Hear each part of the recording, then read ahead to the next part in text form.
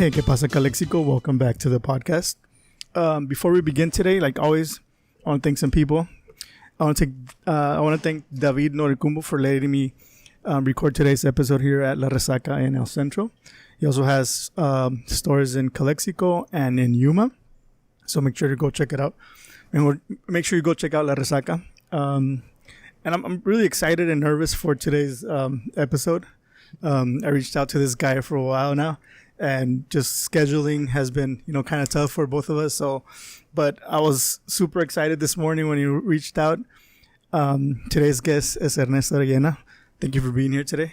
Oh man, no worries. I'm glad to be a part of it. Ernesto is an El Centro guy. He's from El Centro. He kind of lived here in Mexicali, and he's been doing a lot of big things, and I'm super excited to have him, and super excited to kind of like scratch his brain a little bit, and get to see how he's accomplished what he has in all this time. Ernesto, thank you for being here. And normally what I do is I let my guests tell us a little bit about themselves for the first part. So can you tell us a little bit about yourself? Yeah, it's funny because every time we do that, anytime I do an interview or I go and do something, I always explain to people where I'm from. So every time I do something back home, it's like, oh, we got to skip that. But I guess I'll just I'll still do it, but I'll do it more. The Cliff Notes. Yeah, more tight though, because I was, pretty much born and raised in El Centro. I had family in Mexicali. I grew up over there. I never lived in Mexicali, but my parents are from Mexicali. And when I was a baby, we actually lived in Calexico. And so then from the Calexico, I was like really little, a couple months old, and we moved to the north side, what was it called? Adams area. Okay. And we lived there for a little bit, and then someone tried to break in while we were in there. While my mom and me were in there, my dad was working painting a car, and so we moved out of there. And then we just moved in the west side. We lived all over the place, but yeah, definitely born and bred down here. Yeah, it's crazy. And I know how you got your big break, but can you tell because I've seen a couple of videos that you've done on YouTube and whatnot, and I know the story how it kind of went, and it's kind of I guess it kind of reminds me a little bit like the Andy Ruiz story. He wasn't supposed to be there, but at the end of the day, he was placed in the right place at the right moment, and shit went down, and now you're up here, and then Andrew is also up here. But he's way up there. I'm in the middle, man. I'm just hanging out a little bit right there in the middle. But yeah, tell us how you went. Well, I mean, first of all, when you were a kid, were you somebody that always drew, or somebody that carried a sketchbook? All the time? I didn't carry a sketchbook, but I was always drawing. I've been drawing since I was 2. My mom's got my drawing since I was a kid. My dad used to work at Dry Automotive. I don't know if some of the folks from the Valley here would know where Dry Automotive is, where the Labor Ready office is now, right here on 8th and Imperial, right across the street from the fire station. Yeah. And I used to live right around there. That place used to be a place called Dry Automotive. My dad used to be the paint salesman there. And one day, I must have been 6 or 7, my dad, his whole crew at work were getting ready to do an expo at right there at Imperial Valley Expo for the Midwinter Fair, and they were bringing pieces together. And one of the guys that worked there had a Harley Davidson fender, and it had it was bright magenta, pearl flames on a purple background, and it was insane. I was 7, and it blew my mind. I'm like, what the hell is that? And I asked my dad, how do they do that? And he's like, well, they use airbrush and they use this and that. And I was like, can you show me? He's like, I don't know how to do that, man, but I could show you how to make stencils. And then you can make stencils, you can figure it out. And I was 6 or 7. And by the time I started cutting stencils really young, by the time I was 7, I was cutting them using a regular flat razor blade. And then I would take tape. Sorry. I would take tape and kind of wrap it around the handle to make it thicker so it wouldn't cut me. And then I would use it as a holder. And then my grandpa saw me doing that once, and he's like, I want to get you an X-Acto. And he got me an X-Acto for my 9th birthday. So it was a couple years before I was already using the regular blades before I got an X-Acto. And that was a game changer. So I've been using, man, I'm 33 now. I've been using blades since I was 7. And I don't know. It's a trip because like most parents wouldn't let their kids have knives like that, you know. But I was around that kind of culture. I had spray paint, spray cans. I had my own little spray gun. You know, that was kind of my playground, hanging out at the shops with the cars, you know. That's cool. Well, I mean, it kind of shows now how that, you know, that background of, you know, your artwork comes from, like, you know, growing there. I can imagine how it, you know, influenced your artwork as a, you know, doing it now. Oh, yeah. Big time. I mean, my shop now looks like an auto body shop. Like everything. I have compressors in there. I have spray guns. It's modeled after like customized auto body shops. Like that's what my shop looks like, but it's a design studio and it's a fine art studio. But I modeled it after that because that's kind of what I grew up on. Mm-hmm. Yeah. Were you always, as a kid, was it something that was like taught to you that you were, you know, a Chicano, or was it something that, you know? No, I mean, as a kid, it was like when I was a kid, I didn't even want to call myself American. I was just Mexican, you know. And obviously I was Mexican American. I was born here, but I didn't. You grew up in that, you know, a lot of my, like, me becoming socialized happened in Mexicali. You know, all my best friends were all my grandma's neighbors, all the kids from the neighborhood were always hanging out. And there was always that tension between, like, the Mexican kids and the Mexican American kids. But for me, I was like, I grew up down there. Like, so, like, not that I grew up down there. I lived here, but all my socializing was down there. All my family was down there, and I would just always be down there. Like, I lived here, but I wouldn't hang out with the kids in my neighborhood, you know? Like, I'd wake up, we'd go to church, or we'd go do something, and then we'd go straight back. And so before I even started kindergarten, like, all the kids I knew only spoke Spanish. And so, and they had that sentiment, kind of like, they looked down at, like, kids growing up over here, you know? Because they felt like those kids probably thought they were better than them. You know, there's all that tension of, like, classism and, you know, the kids over here knew English and the kids over there didn't. And, like, a lot of the kids over there couldn't cross over here. And the kids that grew up over here that had family were the ones that were able to, like, have the privilege of being able to go over there and come back. And so it created, like, you know, there was definitely some, like, class envy and, like, some it created tension, you know. And so, but when I was a kid, I would see myself on the other end of that, like, you know, because I didn't know English. It's not like I wasn't, like, living well off, you know. So there was a lot of things where I felt as I started getting older, even though I was living here, I spoke mostly Spanish. Like, there was, like, the kids that grew up, there was a lot of kids when I grew up, you know.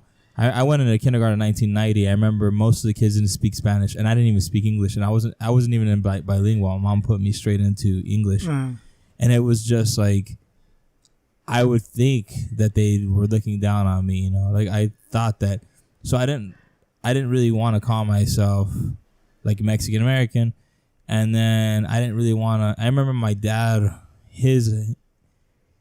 the Chicanos that he grew, because there's like the politicized Chicanos, and there was a lot of folks, like, in the 70s and 80s that they considered themselves Chicanos, but they weren't politicized. They didn't really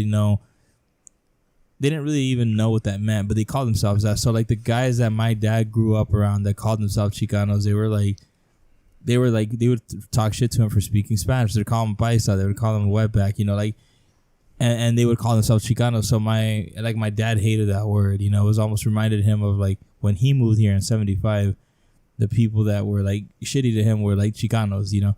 And it was probably different than, like, LA Chicanos or, you know, Central California Chicanos, the ones that were part of, like, Cesar Chavez's, the movement. You know, the movement. It was probably different kind, but the ones here in the Valley, they were really proud of being, like, Chicanos, but they were also still shitty towards, like, Mexicans from Mexicali. You know? Yeah.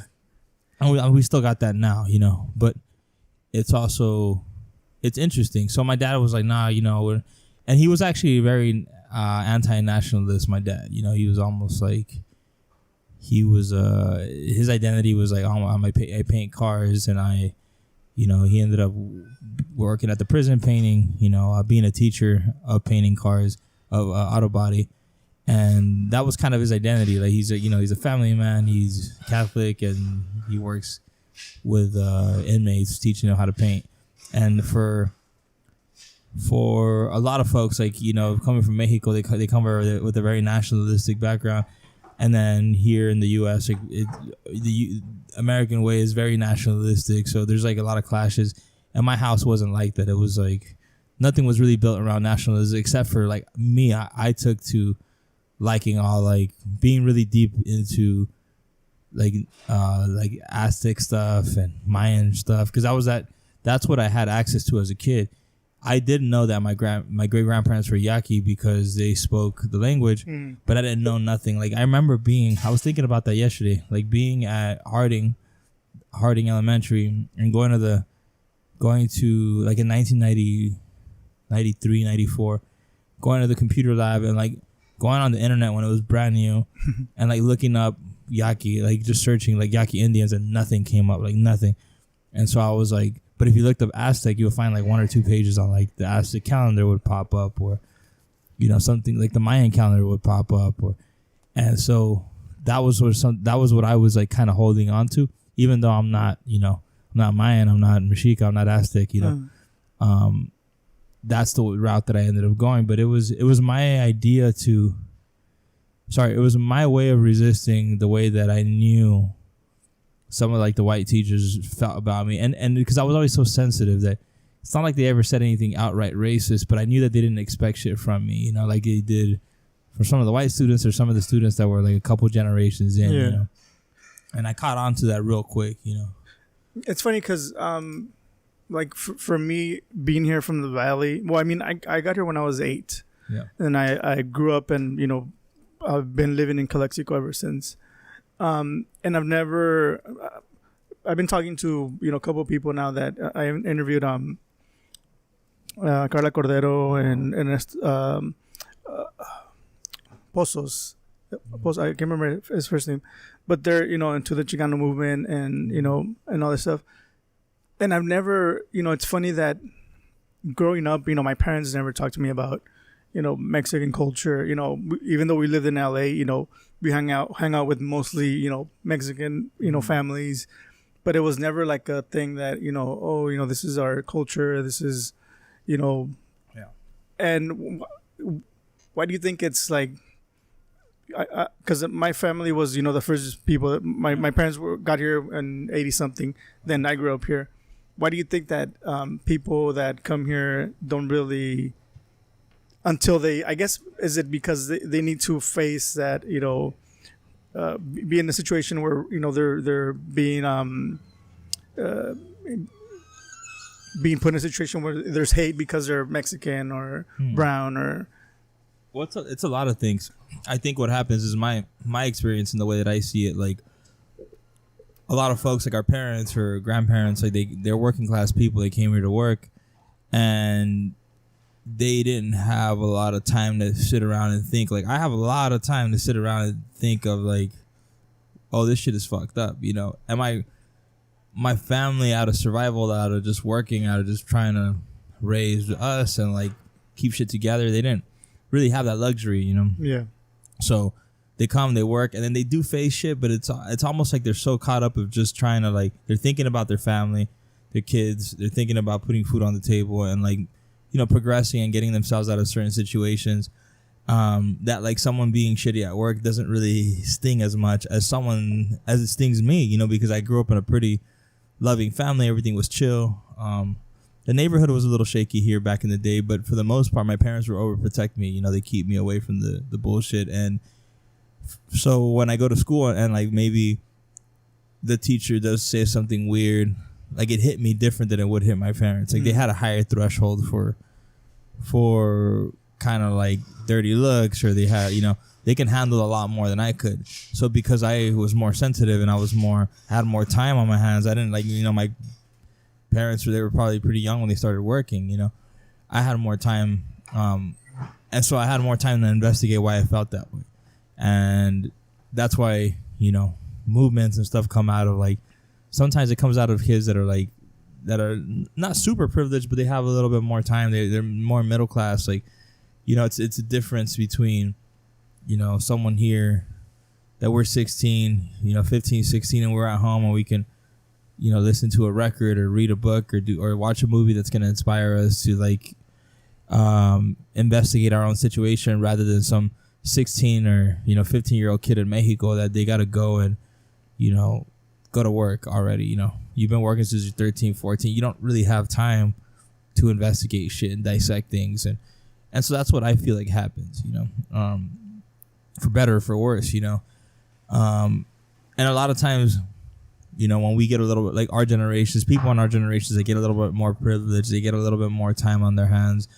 They don't always use it for the better of everyone else. They're just like, yo, I'm gonna just get into doing this. I'm gonna get into only doing that, and I think it's because our generation, like we saw our parents work so hard, and so we want to be able to make sure that we don't take that for granted. Because I know why I had more leisure time. Like I know it was because they worked so hard. They were, my parents were always figuring out a way to like, be a good team together and raise me and my brother and make sure that we weren't going to be in the same situation they were. And so I think that's kind of where that comes out of. And then me, everyone's got their own personalities. Like I'm like a very empathetic person and I wanted to express myself in that way, and so there's a lot of folks like us that are going to have that way of looking at things. Yeah. Right now that you said that, they kind of came from school, like your will to like kind of do this stuff. It's funny because when my wife tells me the story that when she was in, I don't know, elementary, she was wearing some, back in the days, girls would wear these shorts that had like some lace on the edge, a little bit of lace, and her teacher told her that she looked like a prostitute. And I was like, it was a white lady, and the worst part is that I'm not gonna say her name, but she has a school named after her. That's hilarious. You should say it, man. No, because I can't. I work at the school district, so I can't really. Word. I wish I knew. I would roast him.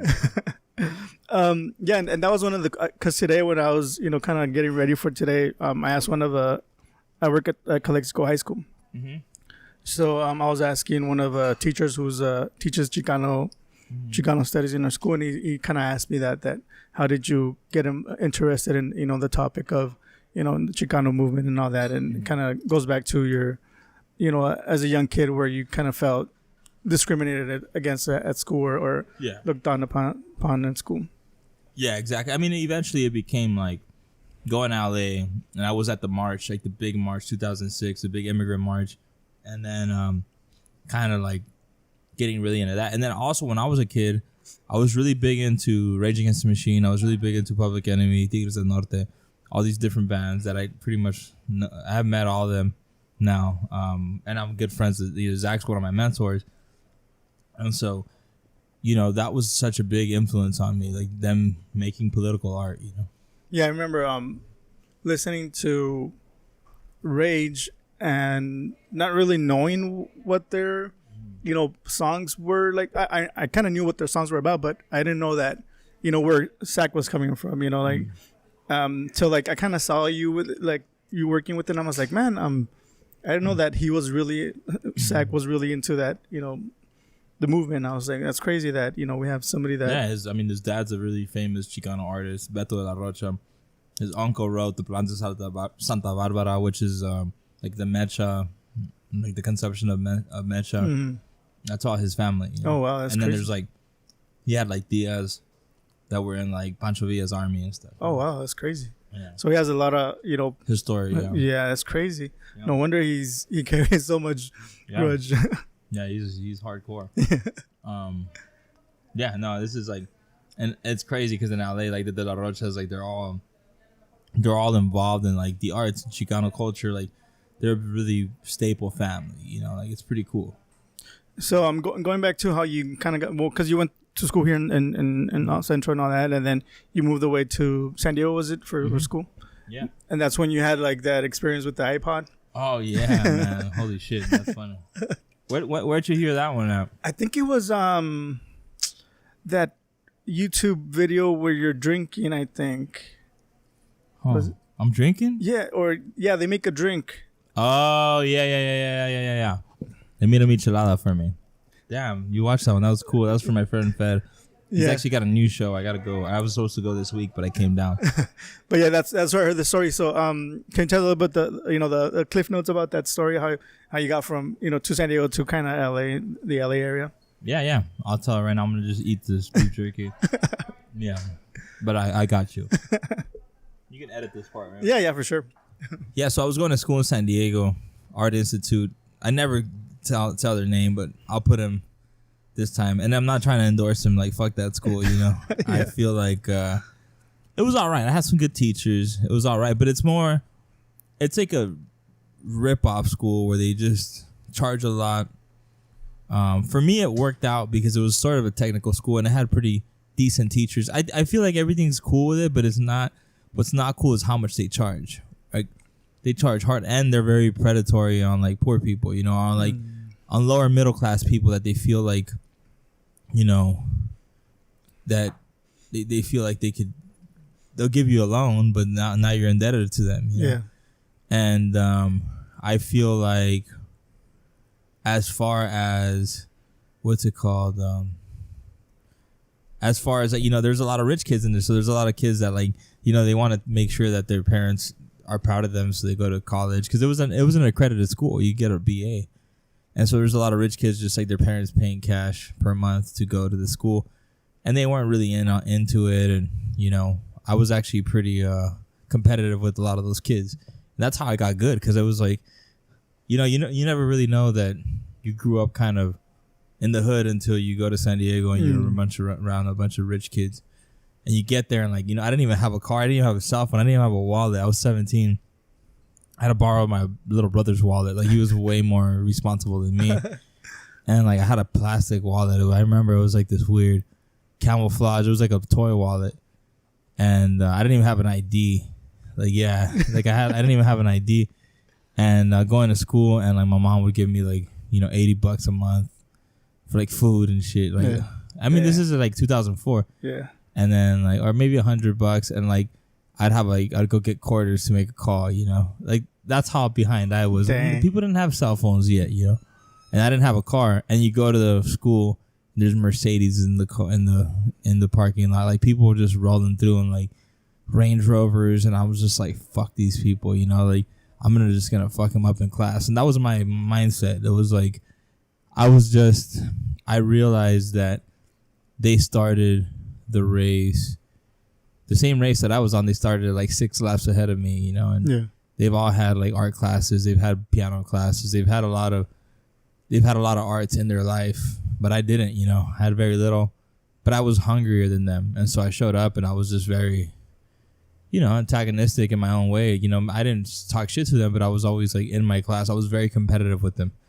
and to my surprise, because down here, when we were kids, and it's still like that, like the culture here is competitive in whatever way, like even on the macho bullshit, like I never get mad dog so much than when I come to the valley, like people just stare at you. And I just look away. I'm like, man, I don't want none of this shit, I just want to enjoy my life. But it is that kind of a place down here. Like, there's a little bit of like male aggression everywhere, and there's a lot of fights, and there's a lot of that shit, every time there's been a club or like the Owl, like some shit goes down, And so up there, like, I was trying to assert myself as one of the best in my classes. And like, instead of kids getting mad at me, they would be like, oh, I want to hang out with you because I want to like see what you're up to, And it was so different than the energy that I had down here. Like, here, if you're like trying to show off and like be dope, like someone will try to just be better than you, and like so they can humiliate you or just talk shit, or they're just not gonna like you, And it was different because a lot of these, they were rich kids, but they grew up in an environment that wasn't creating like little savages, and I think that that was a big difference for me. I was like, oh shit, not everyone's out to just try to like fuck shit up against you, and so it kind of calmed me down. But at one point, I remember going to class and then like leaving my class and then hanging out with another friend that he was in another room, and we would just sit there and we'd work on a bunch of designs next to each other and just try to see, we'd give each other pointers and stuff. And he would show me a bunch of stuff. And I remember that was the day he was telling me who Banksy was. He he was telling me a bunch of people that, you know, like all the big street artists were, and I was a really big fan of Shepard at the time.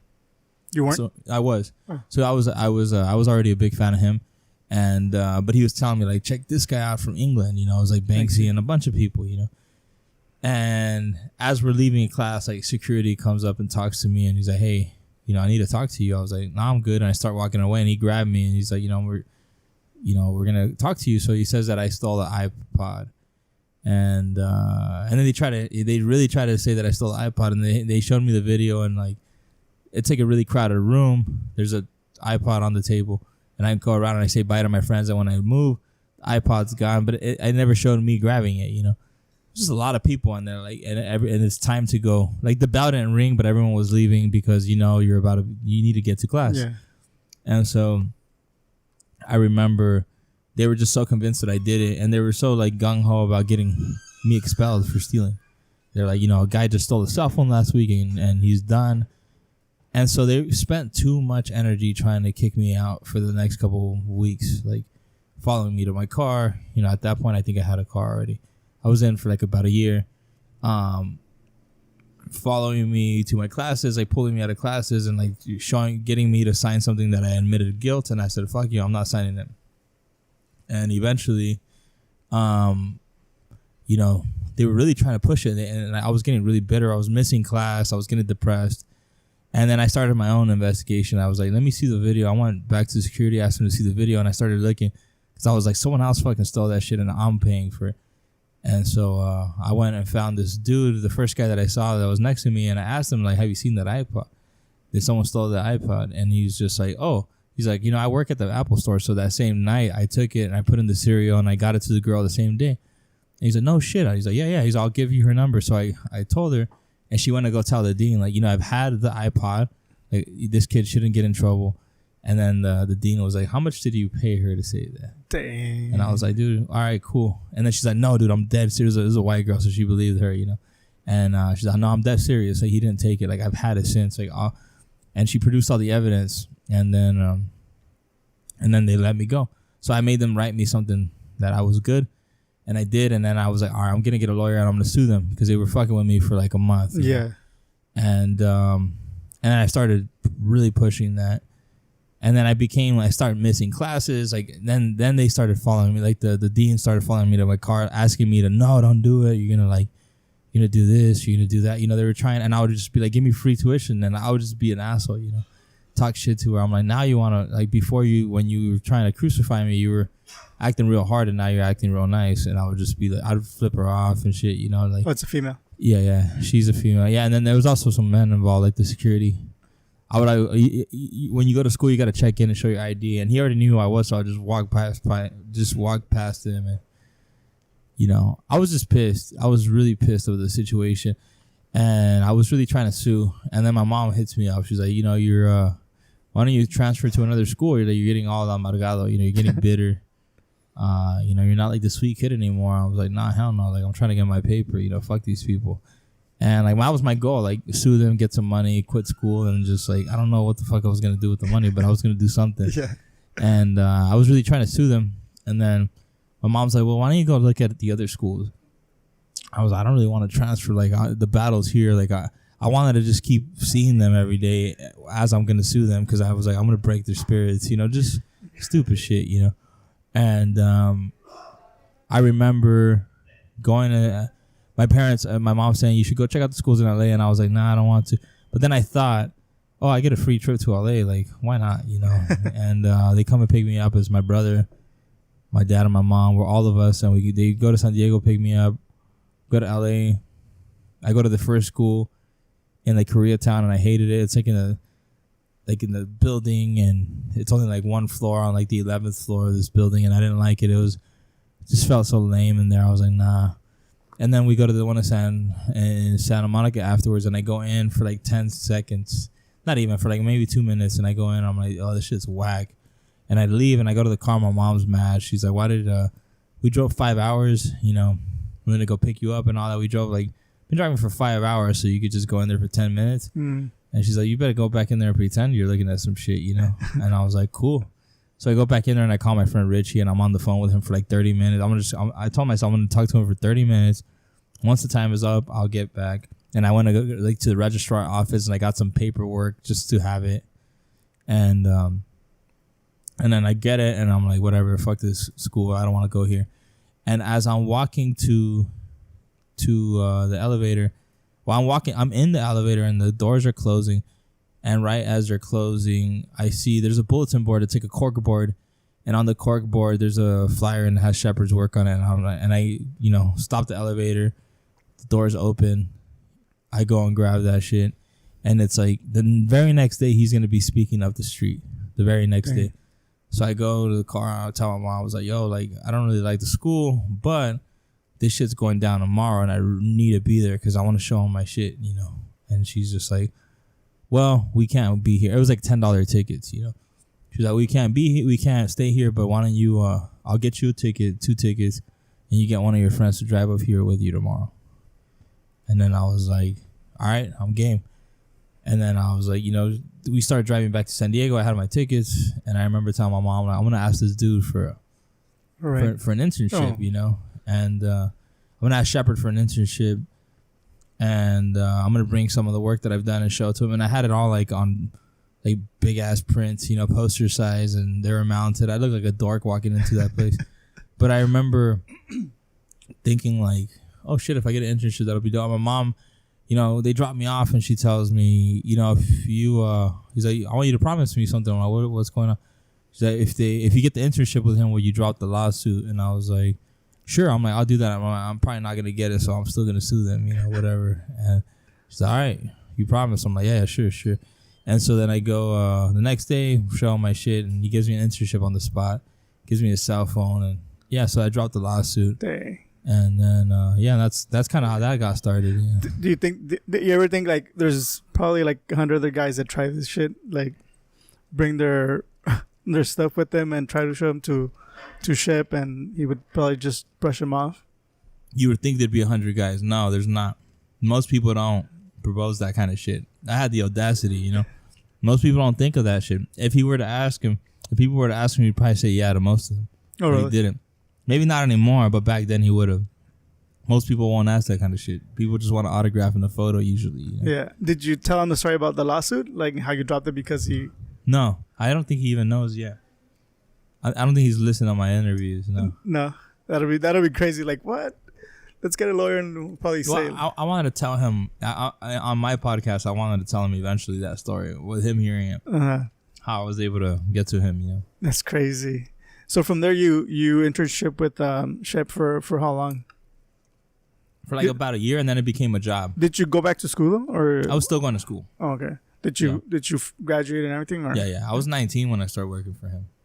I was a kid.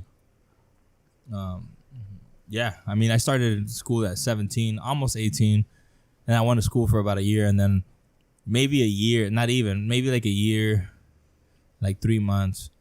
After I started school, I was already working with him. Oh, that's crazy. And that internship turned into a job. Yeah. It's crazy that, at 19 you were working with this guy and now, because I was watching some of the videos when you're with him, and it's like, man, you look so freaking young. It's so, because it's been like 14 years. You're 33. You said. Mm-hmm. It's been 14 years now. Yeah, I started with him in 2006. Yeah, that's crazy. So, do you feel that because Shep is kind of somebody that is kind of like an activist in the sense of when he does his artwork, do you think that he also had like an influence on you and you being focused on doing activism work through your art? Definitely, yeah. Let me just. It was him and Zack. Him and Zack got me into activism for sure. The music I was listening to since I was young. Definitely seeing him do the Obama image. I was around for that. And seeing how like an image could kind of change the whole... I don't know. I still feel that without that Obama image, Obama probably wouldn't have been president, I might be wrong, but I really do feel that. Excuse me. And I feel like he it was a good example. I was like, oh shit, like a poster could do that kind of shit. Like, okay. I like that. And I like that there was no bureaucracy when it came to that. Like, that dude just did it and put it out, and then boom, you know, like, eventually the campaign got a hold of him, but he did it. He just did it, yeah. I think from there, I think Eddie Huang also picked up the kind of like the, I don't know if it was the same image, but Eddie Huang also did T-shirts and shit for the Obama campaign. I don't know if you. Yeah, Eddie Huang. Yeah. I remember because I was reading his book, and he was talking about how he, he started doing that and donating most of the money to the Obama campaign as well. Yeah, a lot of artists did. Shep was the first one. Oh, okay. Let's see. Why do you think do you think is important for artists to use their art like for when there's a kind of like a cause like activism or any other cause that might be affecting people or the community or? Yeah, no, I definitely think that art's a great tool to connect to folks, to advocate on behalf of yourself or on behalf of the marginalized communities. I don't really always agree on people speaking on behalf of anyone, but for the most part, it is a good tool for that. But I like being in solidarity with communities, right? If I'm not directly part of that community, I'll create something in solidarity. Like, I see you and I got your back to the extent that I can. And then two, it's like sometimes I get people are running their own movements. They're working on their own struggle. They're working on everything, and then they just hire me or they ask me to create an image, just like pro bono for free. So there's all kinds of different situations. Yeah, because like I know that the LA Teachers Union kind of reached out to you, right? Or did you reach out to them out of that? Well, one of the main organizers is really good friends with Zack. Okay. So Zack hit me up. He's like, you should link up with them and help him out. And I was like, all right, got you. For those people who don't know who Zack is, we keep naming Zack. Zack de la Rocha. He's the lead singer of Rage Against the Machine. Yeah. It was a big band back in late 90s. Late 90s, early 2000s. I mean, he's probably one of the most influential Chicanos of all time. It's like, I always think of like him, Edward James Olmos, Danny Trejo. Obviously, like he's up there with all those guys, In terms of celebrities. But he's the dude that was like political as fuck, he was creating music that was like kind of a soundtrack to the, Brown Rebellion in a way, right? And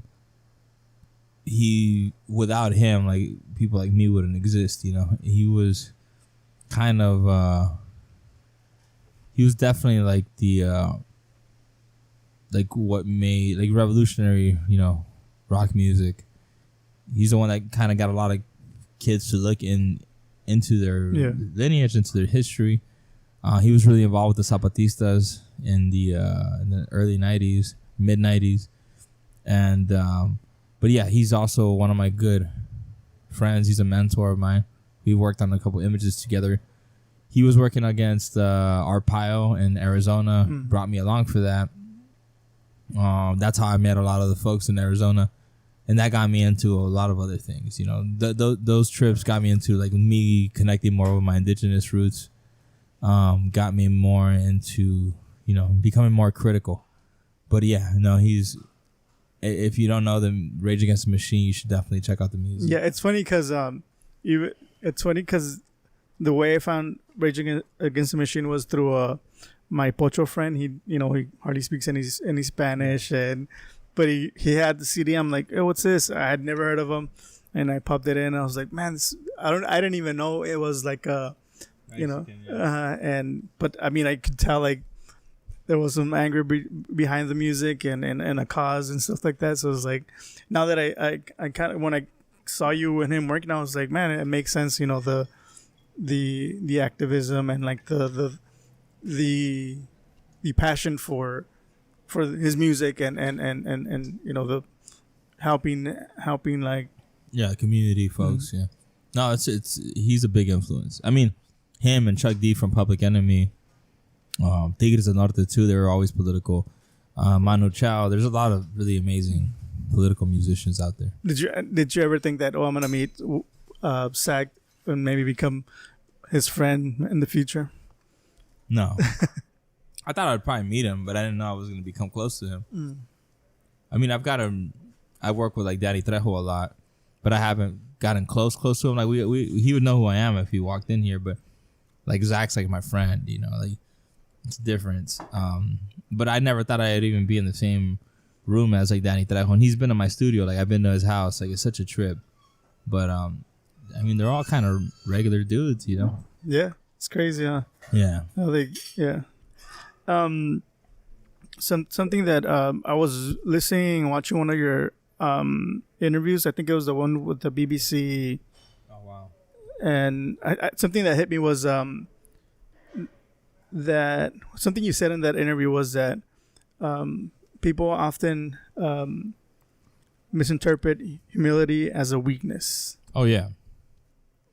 Yeah, especially like for working people, right? Like Raza from Mexico, they'll come here. They're really humble, kind of keep their head down, and like people know that they could take advantage of them. Now they see it as a weakness.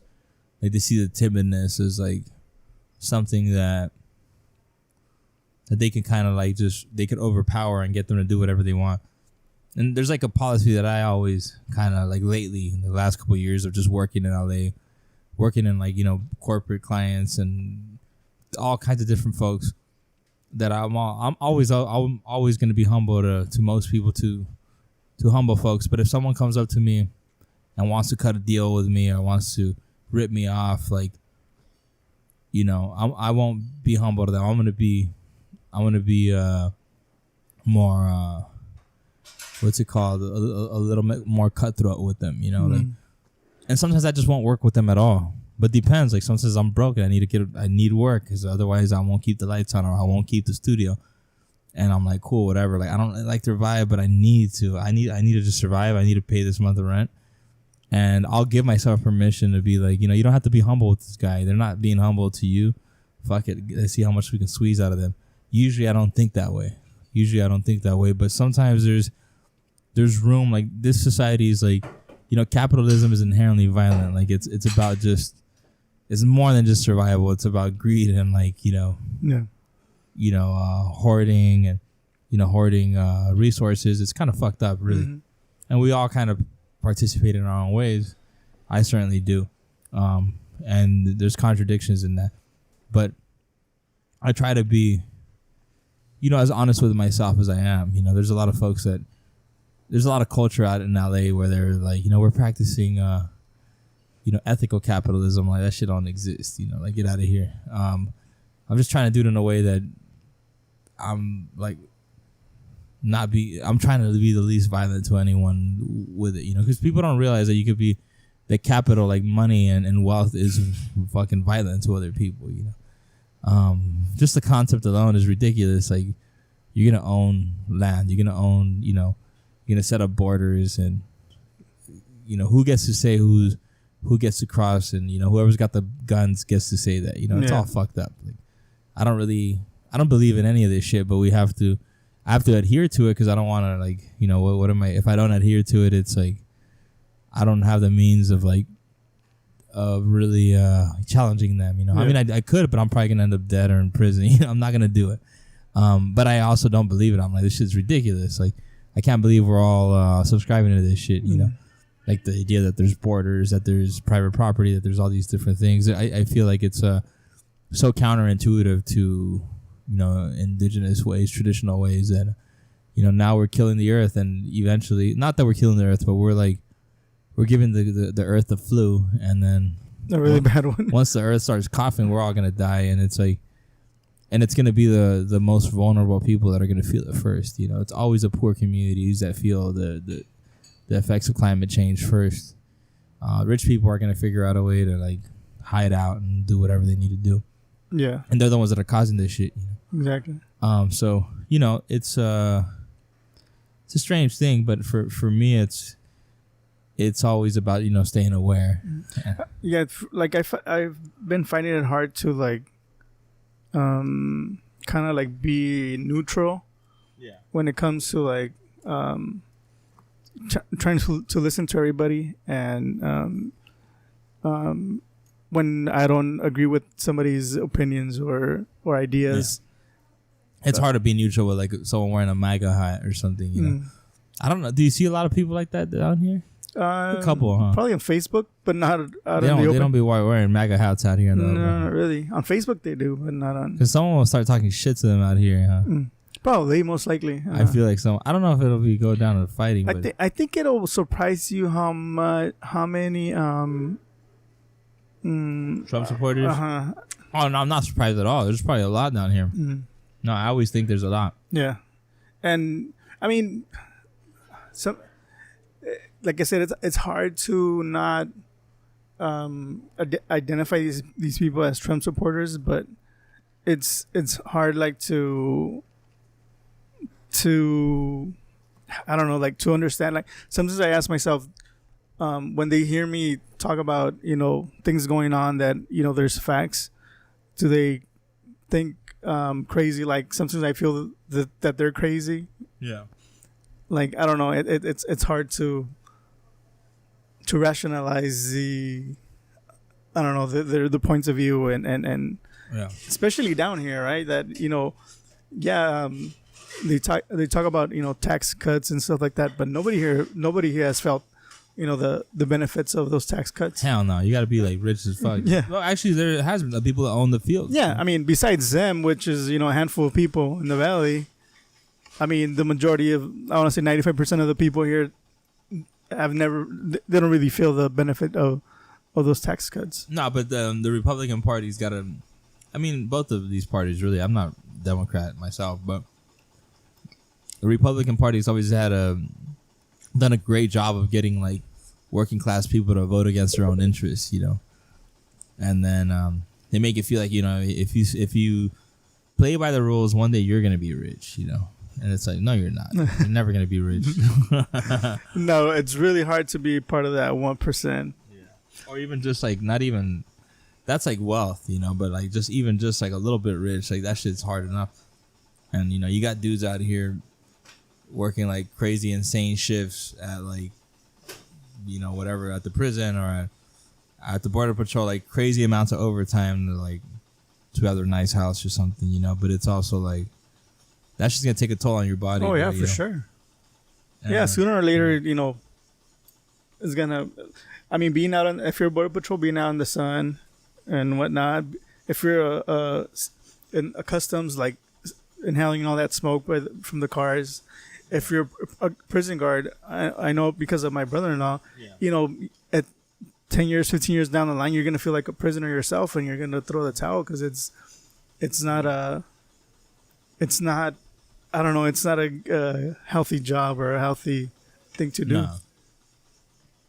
Yeah, just babysitting, Yeah, it is. I mean, it's fucked up because you got people in captivity. I mean, I'm definitely an abolitionist where like, my dad's been working in the prison for a long time, and what he does is pretty dope. It's so different, he's working with, but it's still, you're still working part of the system, and I'm sure he would agree with certain things of like, we wish we had a more rehabilitative, instead of people going to prisons, why aren't there, huge like mental health facilities people go to that are, instead of getting locked up in prison, you're going to somewhere where you're actively gonna, you're gonna see a therapist every day when you first get in, all these different things. But obviously it costs a lot more money. But we seem to have a lot of money for the military, and we seem to have a lot of money to bomb other brown people around the world. We could afford to do something better with our prison system for sure. Yeah, and not only that, but the mental health is a big thing that we kind of hardly speak about or hardly hear in the news. That I don't know. It's just something that. Yeah, the only time we hear it is when like some white dude shoots up a fucking mall. All of a sudden it's mental health. Yeah. But if we do some shit, it's like, oh, it's because they're criminals. Yeah, exactly. Something that my coworker said I should ask you is, do you think races can communicate, understand each other through the arts? Yeah, of course. No, I do believe that. I mean, I think it's also like, I think as long as,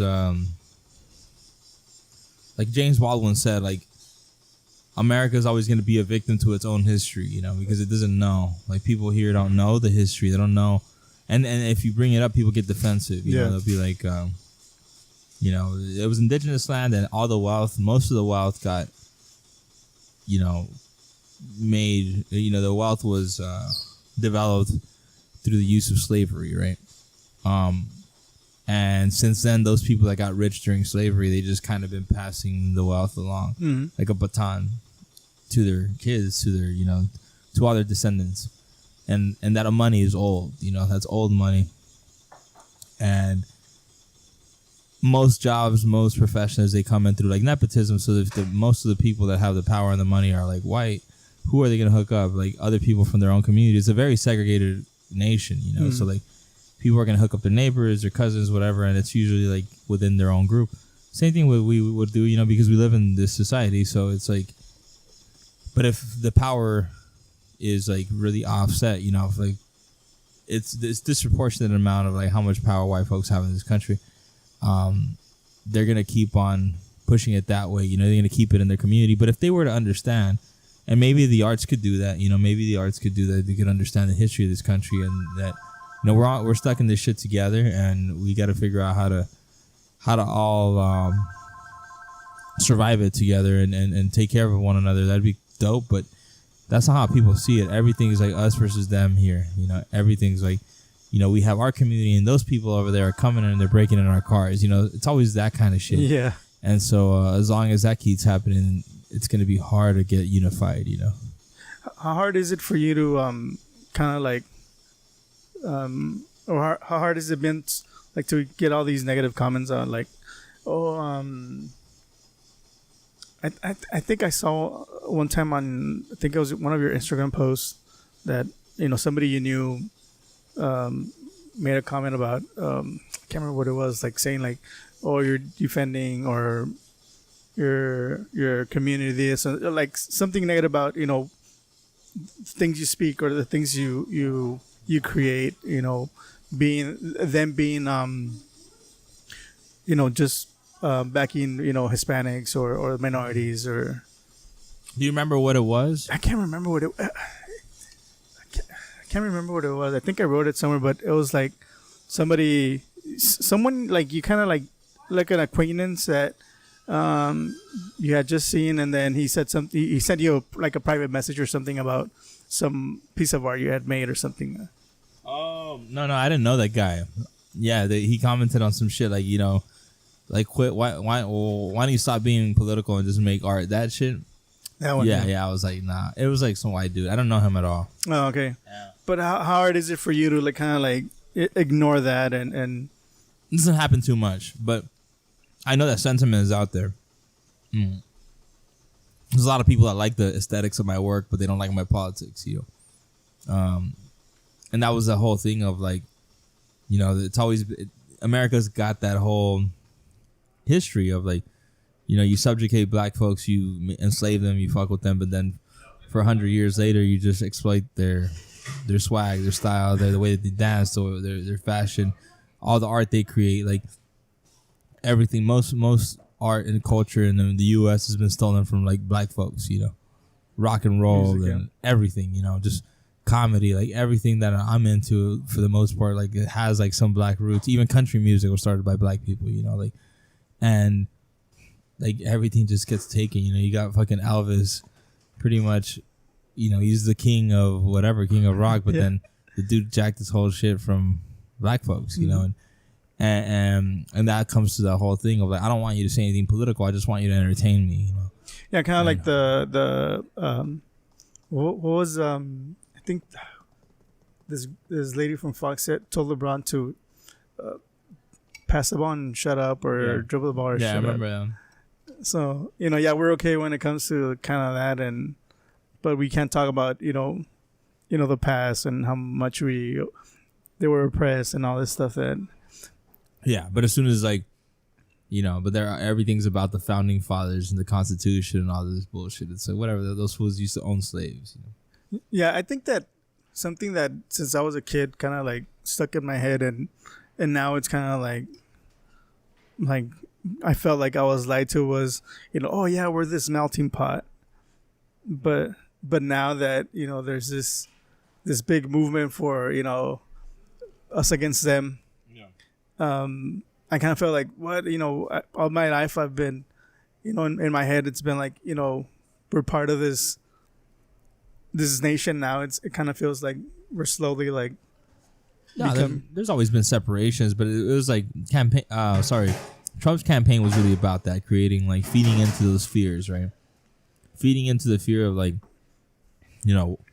working class white people. They're afraid that their country's being taken over, when it's like, this shit was never yours to begin with. This has always been Indian land, and you just came here and tried to give it a go after the genocide and after slavery, and it's and really, the real reason why people from Mexico are coming or Central America is coming is because the U.S. has their hands all over those countries, exploiting all their resources, taking everything. And so if there's no food or money or oil or whatever left in Mexico, or if the rich people there are keeping it all and selling a lot of it to the U.S., if the rich people in other countries are keeping it all to themselves and whatever's left sell it to the U.S., what's left for the working class people? There's nothing. Yeah. So crime starts rising. People trying to survive, they get into gangs, they get into different shit, and they end up coming over here because there's no, like, this is where the resources were. So, I mean, we got to be real about what the U.S. is. We're like a big bully. We steal shit from everywhere else, and then when people come over here to try to meet up and reunite themselves with the resources that came from them, all of a sudden people are like, why are these criminals showing up? It's like, dude, we're fucking criminals. Like, we're jacking their shit and they're just trying to steal it back. That's it. I don't even think they're trying to steal it back. They're just trying to, like, have access to it because you want to survive, right? And that's something that I feel like people don't understand. That, like, the U.S. isn't this, like, friendly cop going around the world and making sure that we're keeping the peace. Like, no, dude. Like, every time we're somewhere, we're there to take some shit, If we're in the Middle East, it's because they have oil. If we're in wherever, it's because, they have this or that, or it's a really good geopolitical, like, it's a really good positioning for us to have a base at or something, Yeah. Like, yeah, benefits. Yeah, this shit's, the U.S. isn't your friendly neighbor, It's just like the predatory fucking wild ass country that wants to just keep its power, and that's why there's, like, such tensions with China, because China's not trying to do that shit too, and they have they seem to have a good go at it. Who knows, yeah, they're doing I guess a good job at it. That's why people US is pissed. Yeah. Do you think that the art can keep the Chicano movement alive? Because I remember, like, for a while, I guess the art we got from that kind of, like, put Chicano in my mind, Chicano movement in my mind was, like, the Blood In Blood Out movies, or the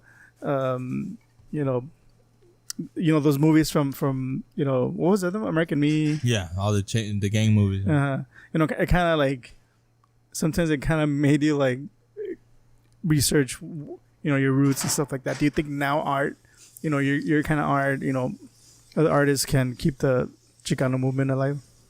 So for me, it's always like the evolution of what Chicano means. I don't know. I definitely, there's part of me that still identifies as Chicano. There's part of me that feels like I'm something a little different, because I really identify with, like, I don't really see, Chicanismo comes out of, like, a really deep nationalistic connection to Mexico, right?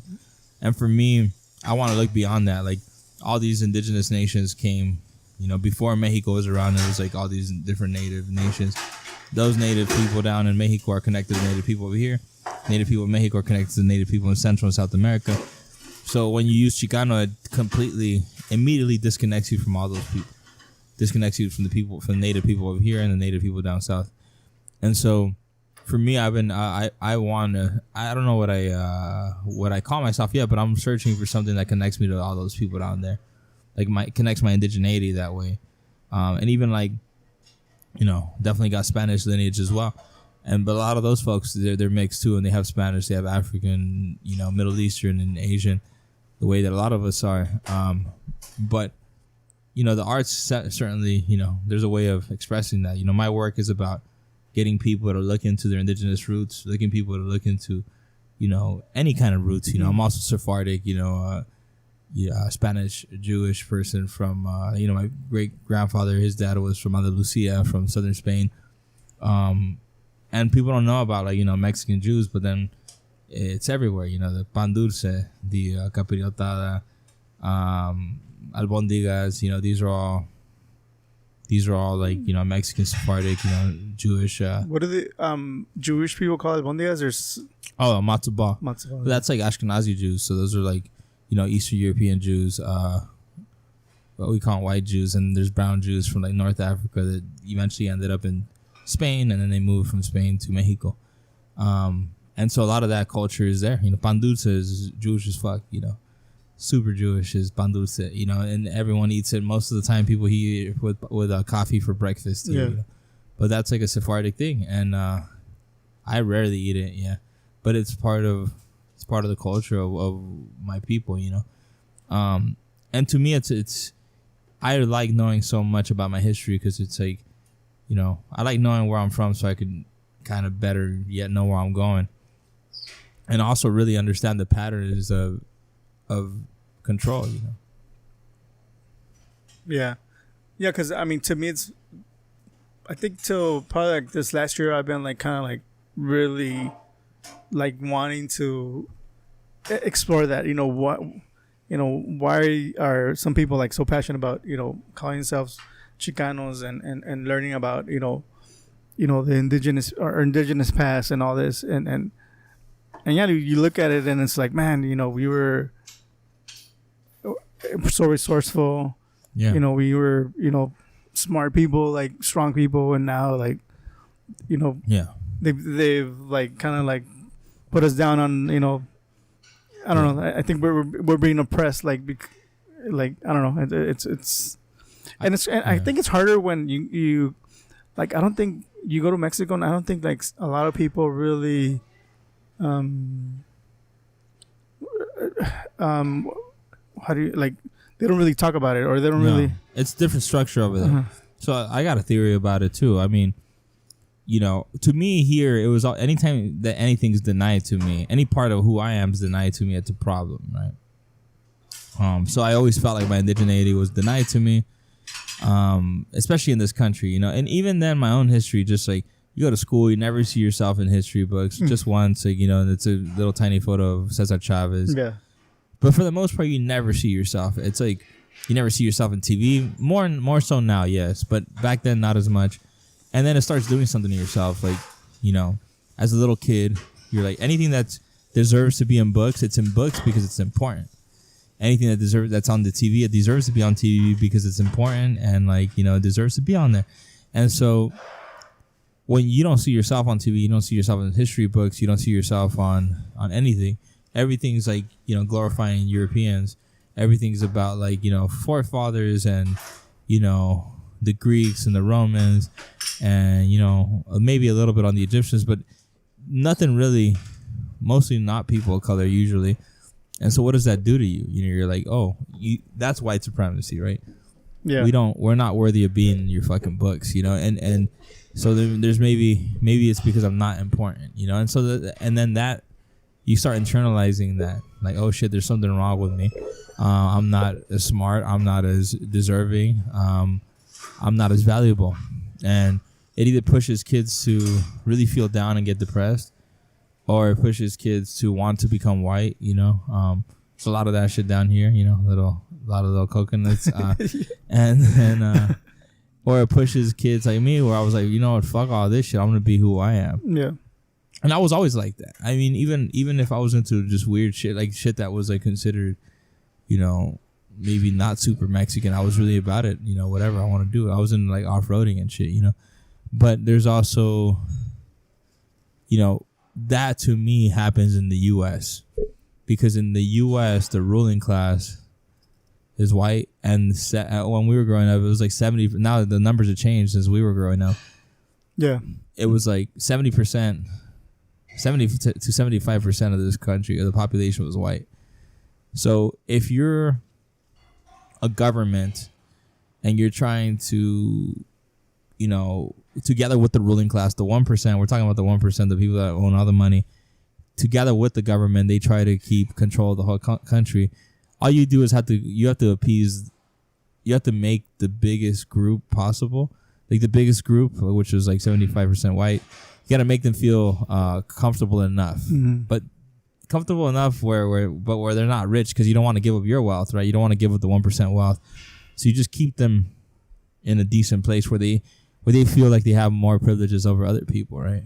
And then they also feel like they can aspire to be part of that 1%. They could aspire to be rich.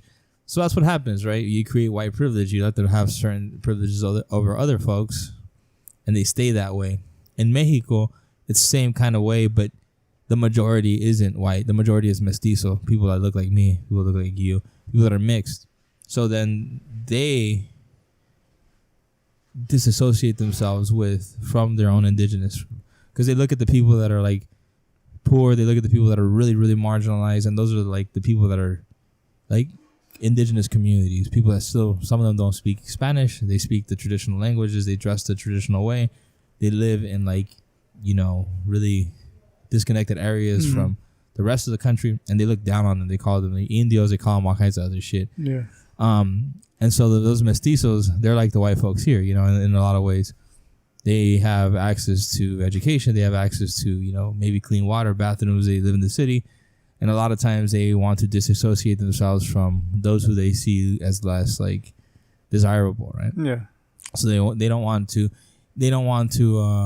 see themselves as that. So they're like, oh yeah, we want to be more like European-esque, or we want to be more this or that, you know. And in turn, they deny their own indigeneity. They don't want to be there. They don't want to be looked down upon. And so what happens here, it's different, because here the ruling class isn't mestizo. Like, this shit ain't going to cut it. You know, Mexico, it'll cut it. Here, it ain't going to cut it. So it pushes us to be like, oh, shit, I got to look at my indigenous roots, you know. Because you got nowhere to... You're not going to get any privileges looking mestizo here as you would in Mexico, you know. And that's a very, like, you know, someone that's way more educated and that's way more... of an intellectual, they can break my theory in half real fast. But there's a little bit of it that I really believe in that. Like, I know that there's a certain kind of pressure that brown people have here as opposed to in Mexico. Because everyone's brown, or most people are brown. There's güeritos in Mexico too. My wife's like super white. Yeah, she doesn't look. But there's colorism in Mexico. When you're a little kid and there's like, if there's like a little brown daughter and like a really like more, you know, darker brown daughter and a really light skinned daughter who always gets treated better, you know, who's always preciosa, bonita, this and that. You're always like shitting on the little brown girl, you know. That's every fucking Mexican family for the most part. I mean, that's such a repetitive example. Like, I've seen that so much. Like, that's such an experience, like very Mexican experience. And you know, and eventually when people become woke, they're like flexing like, I'm fucking like Indian and shit. What's up, you know? This is the fucking way, you know. But it's different. You still got to deal with the traumas of being seen as like less important, you know, less beautiful. Like, the beauty standards of this country are white people's beauty standards, and there's a lot of that going on. So it's a different vibe, you know.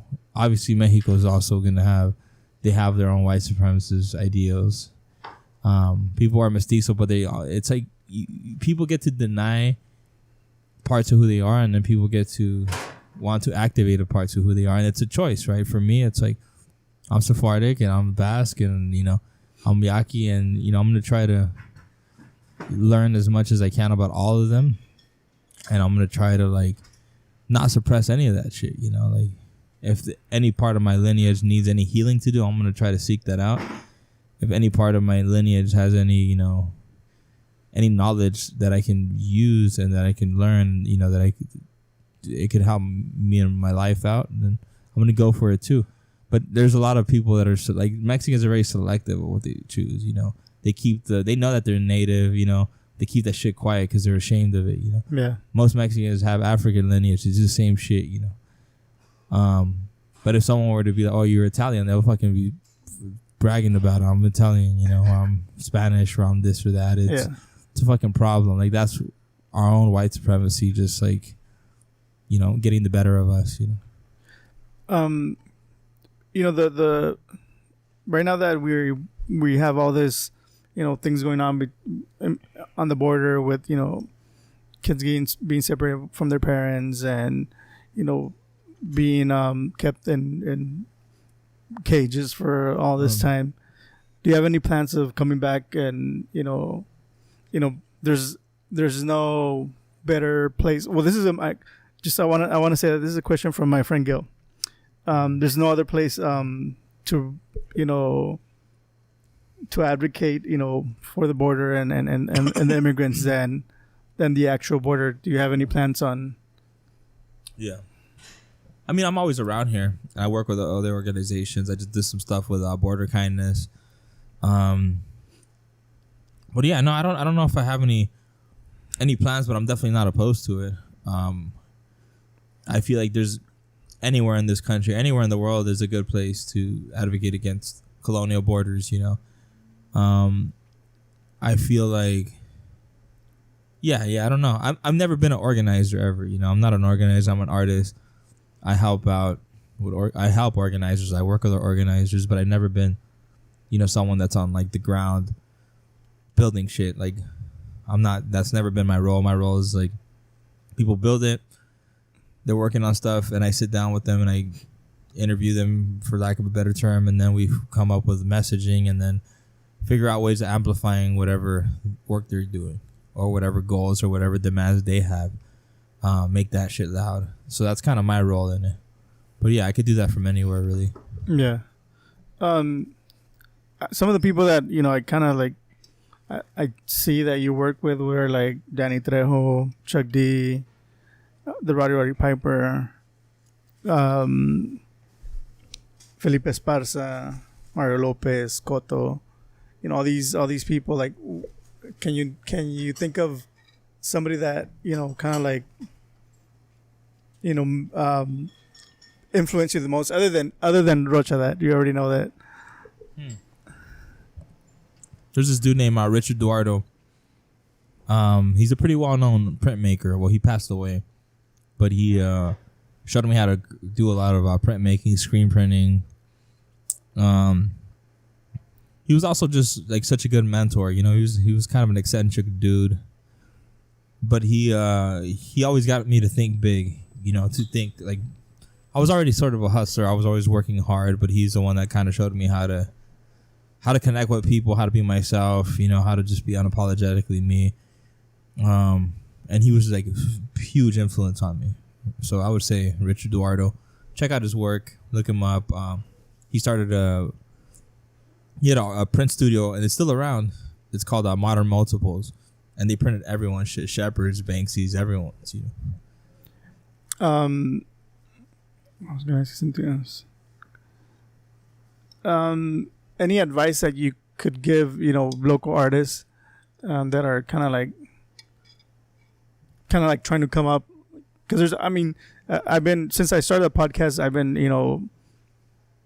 going through Instagram, going through Facebook, and looking at all these people that are, doing some cool shit in the valley that are like kind of low key. That I know Jared Storm is doing some cool shit down here.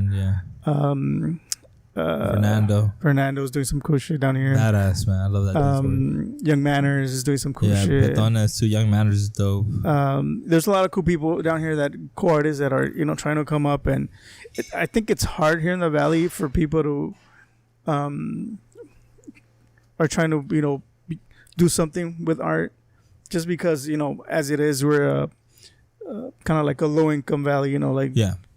We struggle to check by check, and it's kind of hard like for us to say like I'm gonna spend some money on some art. So what can you tell like people that are trying to like come up from the valley, like local artists that are trying to come up from the valley? So for me, it's really been helpful to understand my audience. Like, who are the people that want to support me? Because I came out of like Shep's camp, and I was like, making big ass canvases when I started. There were a couple thousand each, and I would sell them. But it was mostly like going to wealthier folks. It wasn't going to my community. The people that really wanted to support me couldn't afford my work, so I was like, there's a disconnect there. So first, understanding who are the people that really love your shit, who wants to collect it, and what could they afford.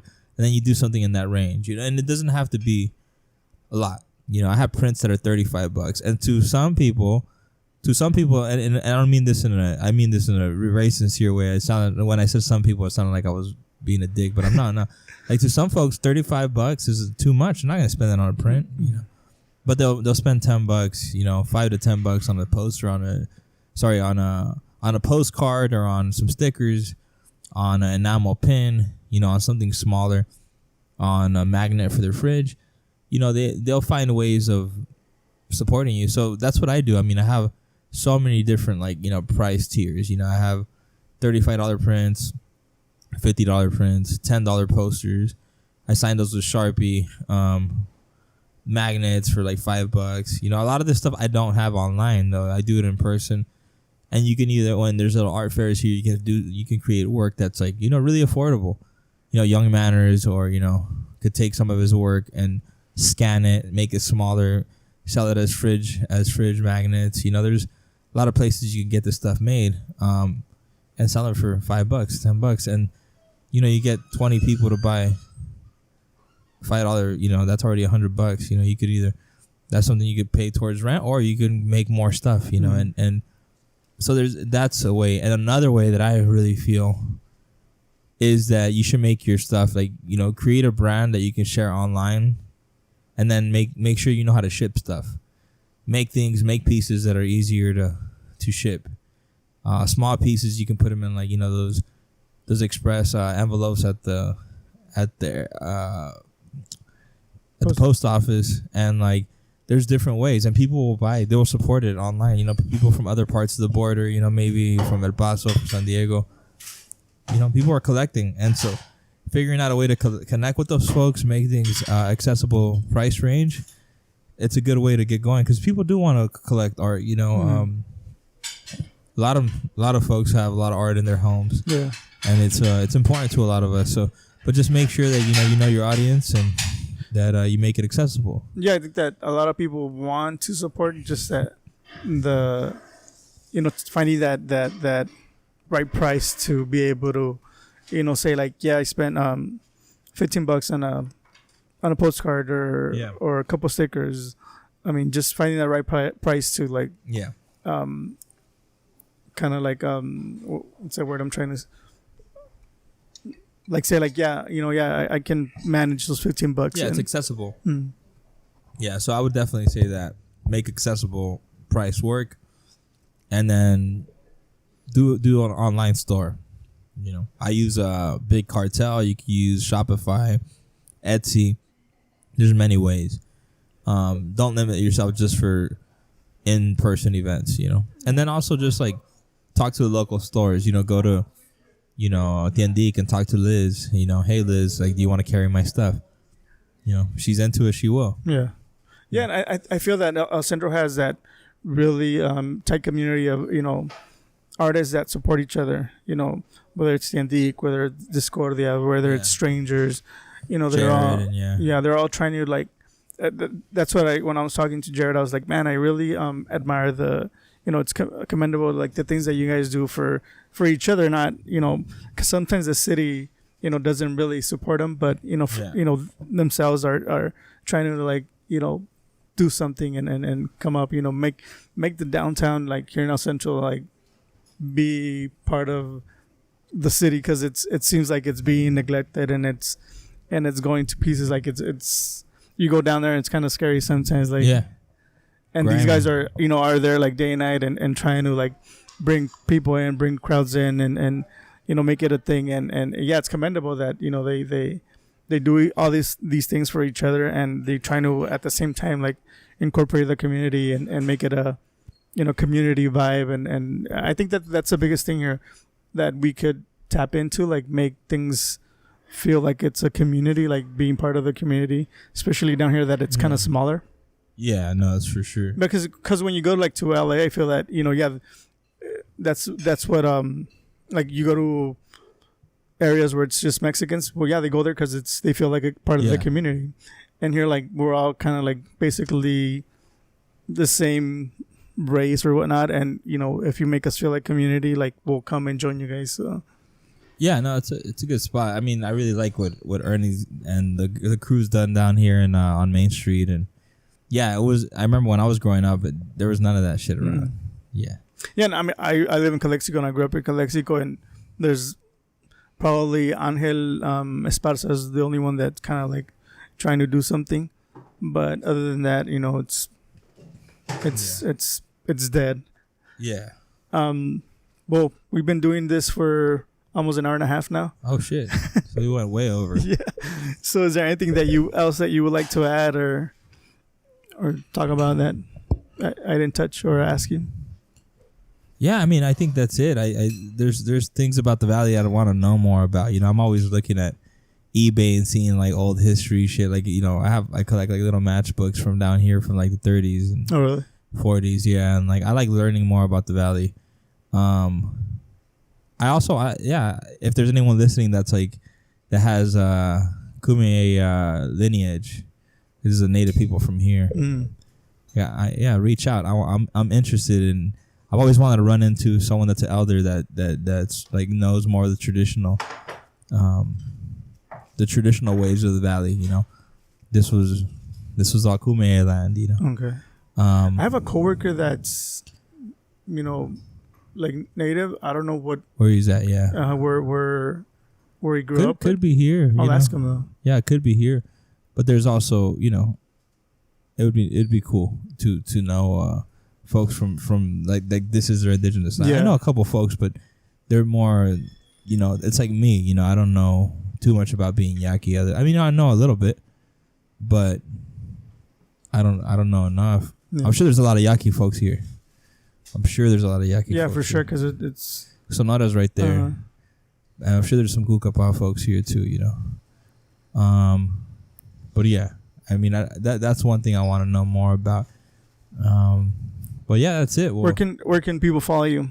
Oh, on Instagram at Ernesto Yerena. Oh, that's at Ernesto Ernesto Yerena Yerena. And yeah, check me out, follow me, and they can buy your art at Conganas. Echoconganas.com. If you go to my Instagram, you click on the link in my profile, it'll take you straight to my store. So real easy. Yeah. I like the name Echo Conganas, and maybe like motivation. I kind of like the story, you know, your grandpa telling you. Yeah. It comes from my grandpa telling me Échale ganas instead of saying goodbye. That was always his kind of a signature out, you know. Yeah, it's common down here, like Échale ganas. Everyone says that. Yeah, it's common. Very common. Yeah. Well, Ernesto, thank you for taking this time, man. Thank you for reaching out, man. I was really like taken aback this morning. I was like, what? But I know. I told you I was gonna do it. And I sometimes I think people think I'm not. I'm like, no. But every time I come down here, it's like I'm coming, I'm leaving, and yeah.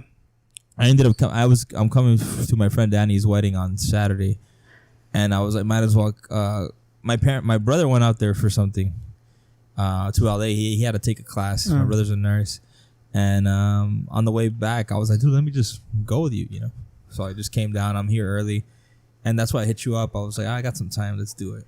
Well, that's cool, man. I'm really thankful that you reached out and you took this hour and a half break and then talk with me and share your story and I'm really excited for the things you're doing and you know look at your Instagram on a daily and follow your stories and shit and yeah.